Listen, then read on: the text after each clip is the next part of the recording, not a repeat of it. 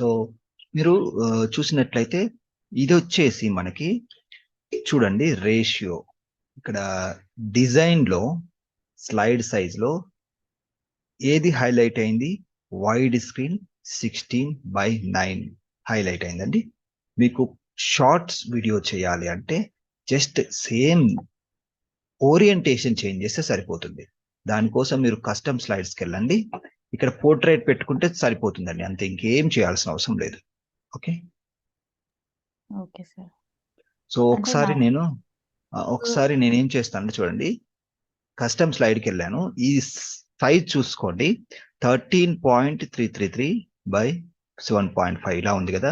Portrait చేసినప్పుడు కూడా measurements అవే ఉంటాయి, కాకపోతే విడ్త్ హైట్ అనేది చేంజ్ అవుతుంది. రెండు పోర్ట్రేట్ పెట్టేసుకొని ఇలా పెట్టుకొని మీరు మ్యాక్సిమైజ్ అని ఇందులో మీరు డిజైన్ చేసుకున్న దాన్ని వీడియోగా ఎక్స్పోర్ట్ చేసుకుంటే మీకు షార్ట్స్ వీడియోకు పనికి వస్తుందండి.